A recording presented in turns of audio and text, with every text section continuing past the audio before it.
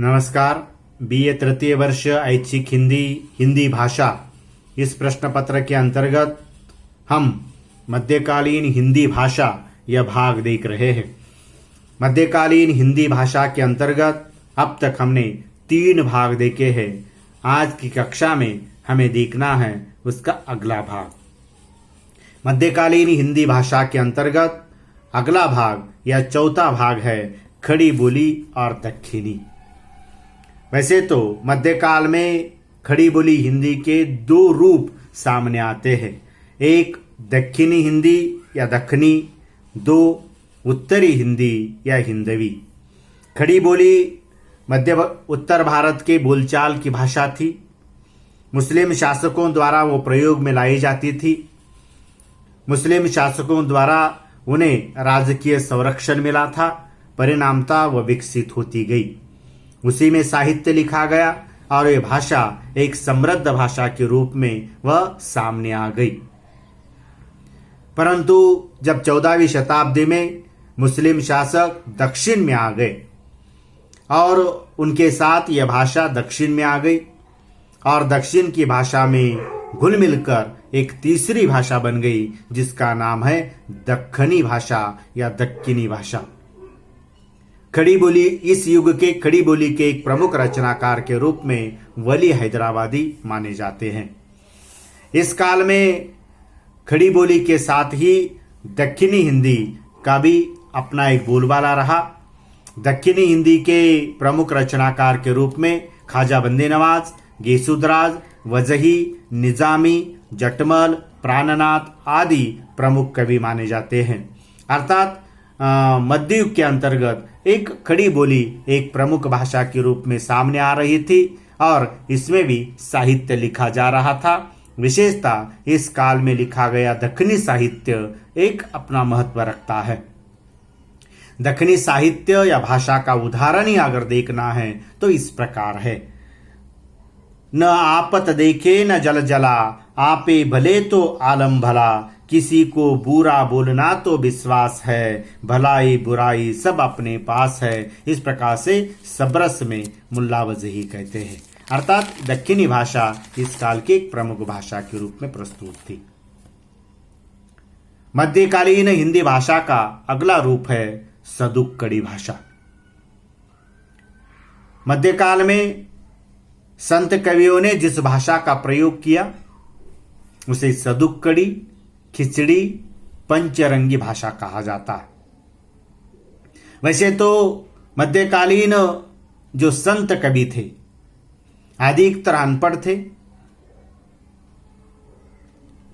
परिणामतः उन्होंने भाषा की शुद्धता की ओर ध्यान नहीं दिया। वैसे तो उनका उद्देश्य वह नहीं था। अपने विचारों को प्रस्तुत कराने के लिए, अपने विचारों को समझाने के लिए वे घूमते रहते थे, घुमक्कड़ प्रवृत्ति के थे। परिणामतः उनकी भाषा में अलग अलग प्रांतों की अलग अलग भाषाओं के शब्द आ गए और इन सभी शब्दों को मिलकर अनेक भाषाओं को मिलकर एक तीसरी भाषा बन गई जिसका नाम है सदुक्कड़ी भाषा, पंचरंगी भाषा या खिचड़ी भाषा। जिस प्रकार से हम चावल की खिचड़ी बनाते हैं, अलग अलग उसमें सब्जियां डालते हैं, अलग अलग दालियां उसमें डालते हैं, वह फिर भी एक प्रकार से वह उसकी अपनी एक मिठास होती है, अपनी उसकी एक प्रकार से एक अलग महत्ता प्रस्तुत होती है। तो उसी प्रकार से सदुक्कड़ी भाषा भी उसी प्रकार की थी। अलग अलग भाषाओं के मिश्रण के बाद भी वह उसका एक अपना रूप बन गया था। उसकी अपनी एक सुंदरता प्रस्तुत होती हुई दिखाई देती है।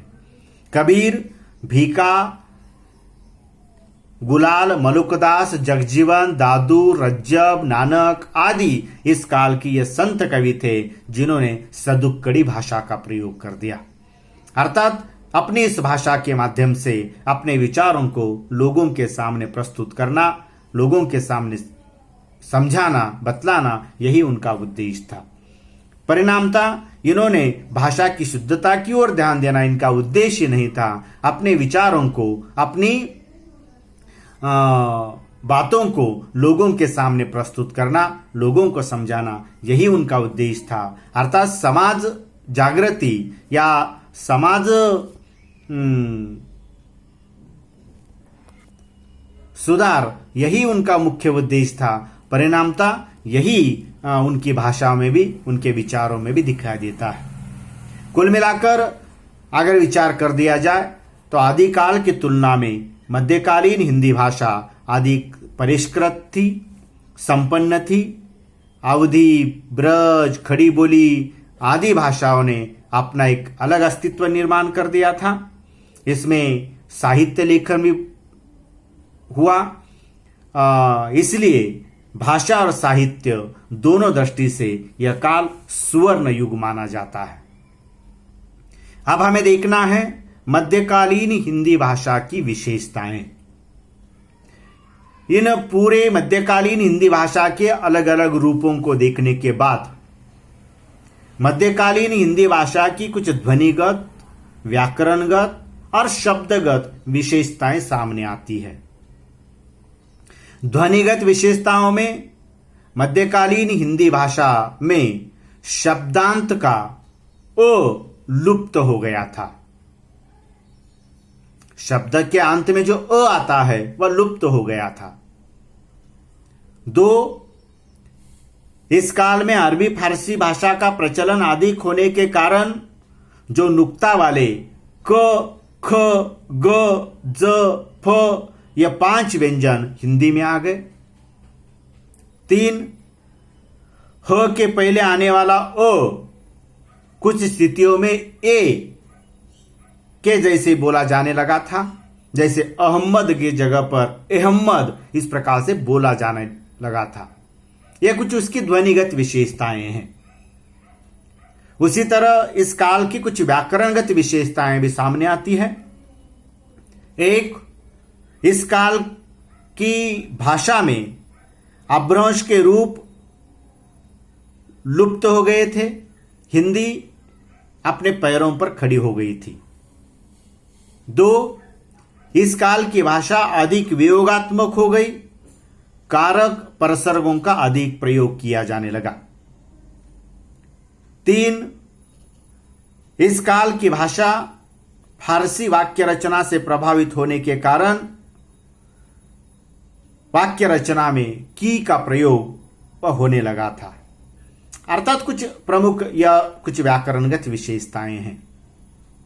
शब्दगत विशेषताओं का जहां तक संबंध है, इस काल में अरबी, फारसी, पश्तो, तुर्की आदि भाषाओं के संपर्क आने के कारण इस काल की हिंदी में लगभग इस भाषाओं के 5-6 हजार शब्द आ गए थे।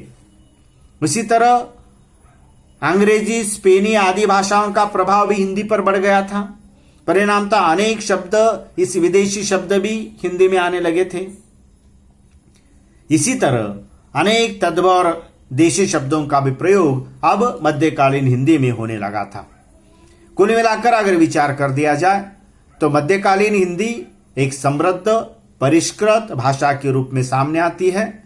हिंदी भाषा को सही रूप से जन सामान्य के साथ जोड़ने का काम अगर किसी ने किया है तो मध्यकालीन हिंदी भाषा और साहित्य ने किया है। मध्यकालीन हिंदी भाषा की चाहे अवधी भाषा में लिखा साहित्य हो, ब्रज भाषा में लिखा हुआ जो कृष्ण भक्ति साहित्य हो, या संतों के द्वारा लिखित जो विचारात्मक साहित्य हो, समाज सुधार परक साहित्य हो, इस साहित्य ने हिंदी भाषा और साहित्य दोनों को एक प्रकार से समृद्ध करने का काम कर दिया। इसीलिए इस काल की हिंदी भाषा को एक प्रकार से वह समृद्ध काल माना जाता है, विकास काल माना जाता है। इस काल की भाषा को एक सुवर्ण युग की दृष्टि से वह पहचाना जाता है। धन्यवाद।